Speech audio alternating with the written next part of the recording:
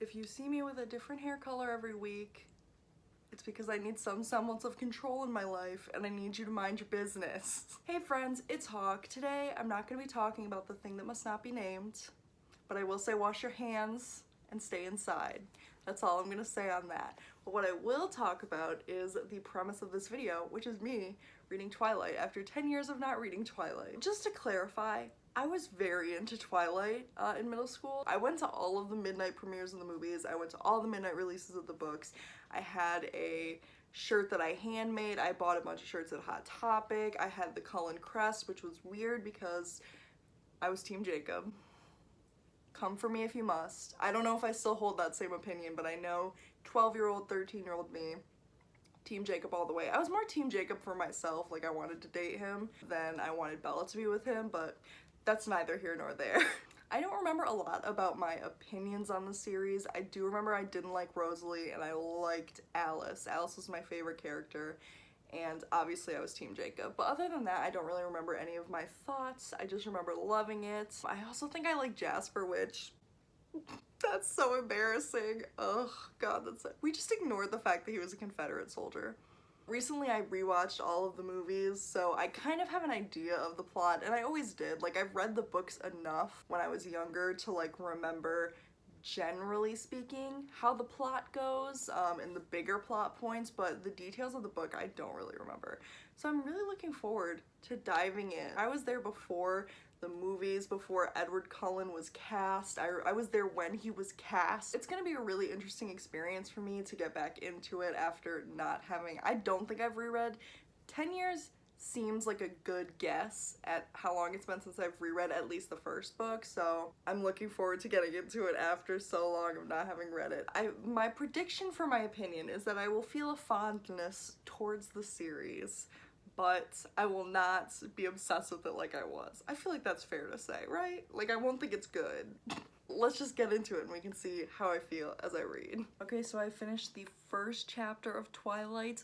Initial thoughts: the writing is not as bad as I felt like it was going to be, so that's a good start. I have to say that I can't deal with her complaining anymore. It started to snow and everyone is like really excited because it's snowing, and she's like, sure, it's drier than the rain until it melts in your socks. You joyless cur, just please enjoy anything other than Edward Cullen. I don't know. She's annoying me. First and foremost, I know that everyone who's watching this right now has had a moment where they've panic bought something at the store, and for me that was Trolls Oreos, and I need you to not judge me for it. Thank you. Continuing onward. So I'm about halfway through the book now, and the thing that is probably striking me the most is the fact that I like it. I'm really enjoying myself.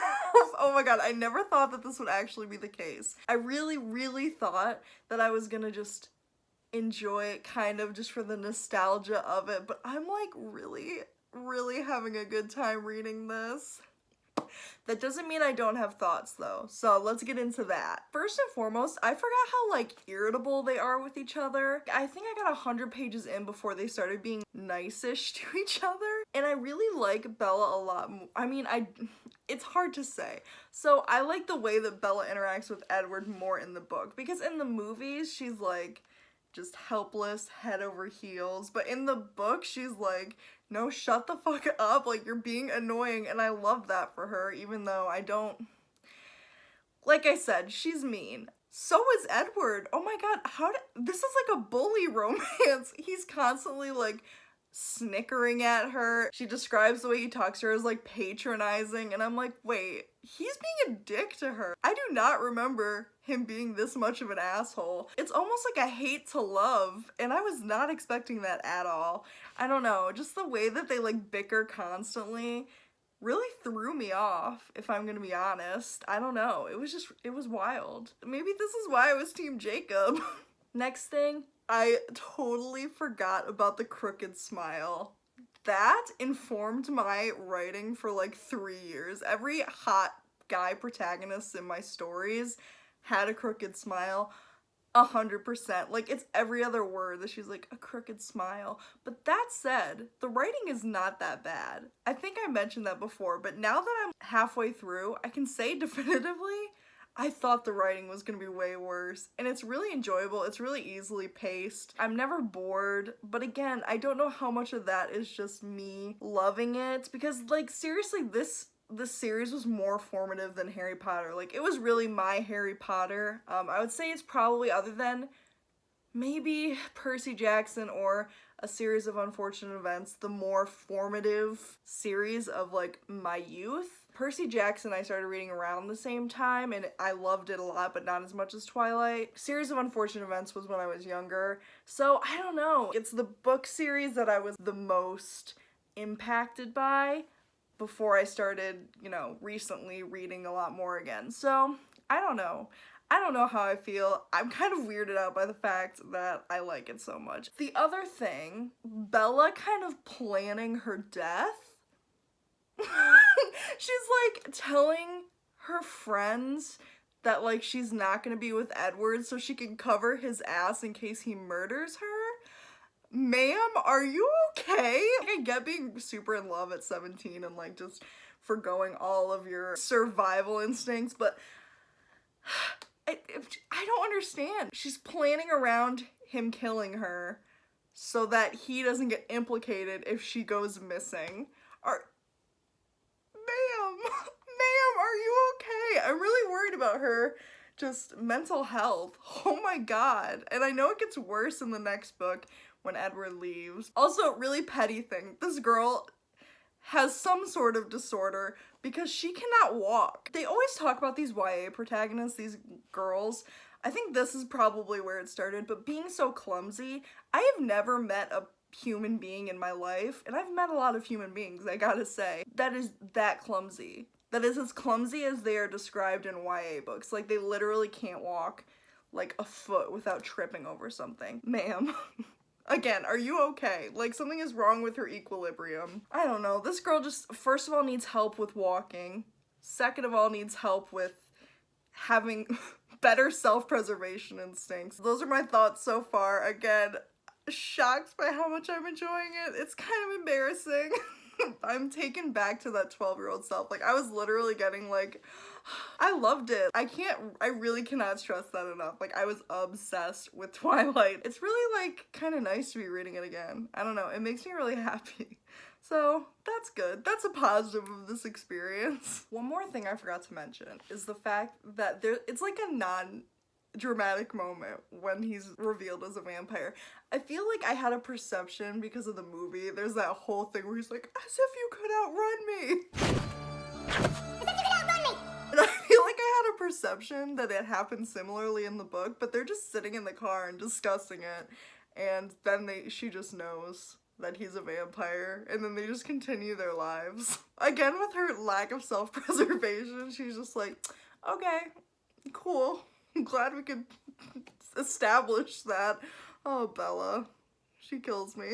So I feel like the movie took everything and made it slightly worse. I find the movie extremely entertaining. Don't at me. When Edward says in the movie, apropos of nothing, you're like my own personal brand of heroin, that's like an extremely cringy line. But in the book, he explains it how like Bella's scent draws him in more than usual. He explains it first in like terms of food, and then in terms of like an alcoholic trying to resist a really aromatic cognac. And then he's like, but that's still not strong enough, I suppose. It's like a heroin addict. And that is so much less cringy than saying, again, apropos of nothing, you're like my own personal brand of heroin. God, the movie's just made everything which was already kind of like cringy, so much worse. It amped it up to 1,000. That's what I'm realizing as I'm reading this book, and I'm kind of happy that I read or watched the movie first so that I can compare them. It's a lot. I just have to read this part really quick because friends don't let friends drive drunk. Drunk, I objected. You're intoxicated by my very presence. He was grinning that playful smirk again. Even if a man as hot as Edward Cullen ever said that to me, I would probably vomit. I would probably vomit. I know this take is extremely ice cold by now, but it really is so creepy that he watches her sleep. If I found that out, I would be extremely creeped out. And she's just literally nothing affects Bella. She is not shocked by anything except that Edward wants to be with her. Again, I say, girl, are you okay? Blink twice if you need someone to save you, because I don't understand. I don't understand.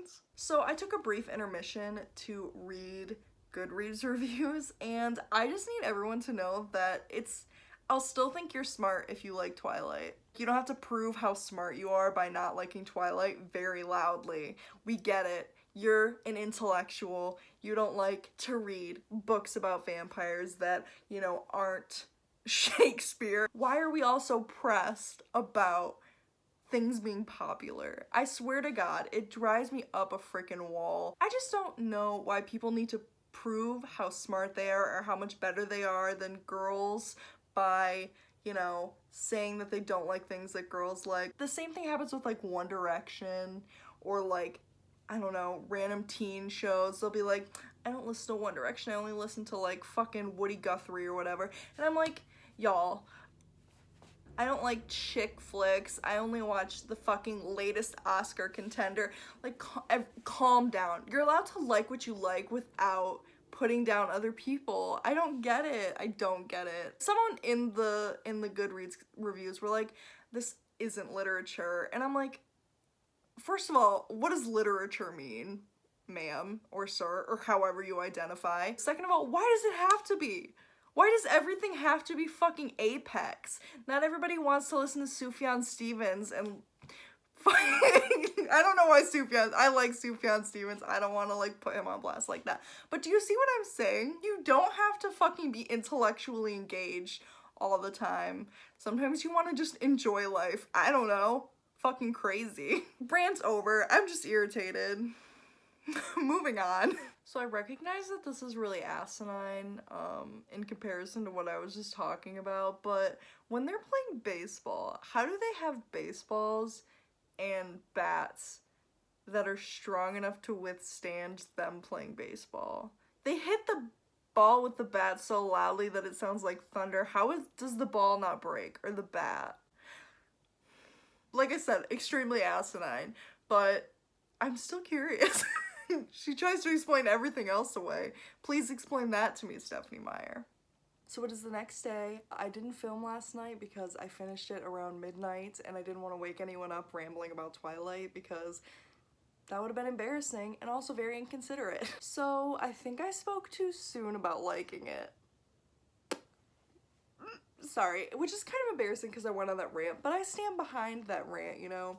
I still believe that if you are gonna aggressively hate Twilight and just be very vocally like, this is so stupid and angry, I think you need to calm down. All that said, I think the end of the book made me realize that the pacing of the entire book was extremely weird. There's so much time spent of them getting together, which makes sense, but then to add this random element of the tracker James suddenly putting her in danger, it all felt very sudden, and all of a sudden like her life was in danger. It was just a lot all at once.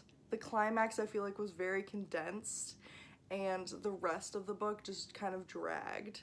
So there's that. I will admit that I was getting bored towards the end, which sucks. And also, my other point is that I realized that they do not like each other. They might love each other, but they do not like each other. I really don't understand why we believe that Edward loves her, other than the fact that he says it and yells at her when she gets hurt.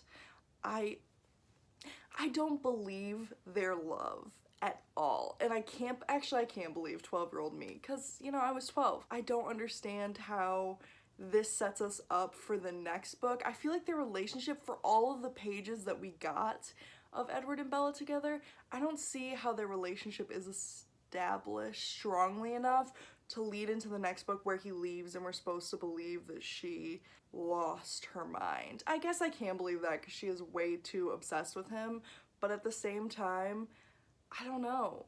I guess us caring about him leaving in the next book, because Bella is not a strong enough established character on her own. And then Edward, I would rather him be gone.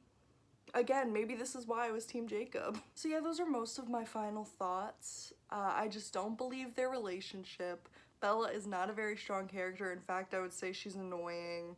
Just in her level of complaining and her level of not having a personality or thoughts beyond obsessing with Edward. Again, very cold take that is, but this book is not like extremely old, but I feel like it's extremely old in the way that everyone has talked about it over and over and over again. I'm kind of sad because I was enjoying it so much at the beginning. I think the nostalgia wore off, if I'm being honest, and it just kind of left me with what the book is, which is granted not very good. I was gonna say I see what I saw in it when I was a youngin', but I kind of don't. Maybe it was just, I don't know, because I find Edward not attractive at all anymore. I wonder if I would still feel the same way about Jacob if I read New Moon. I'm not. I was gonna say I'm not reading New Moon, but we'll see. I don't know, I haven't made a decision yet. But that is it for this video. Thank you guys so much for joining me. Stay safe, stay in your homes. Tell me what you're reading, because I'm certainly stacking my TBR so that I am prepared for, you know, however long I have to stay in. Bye!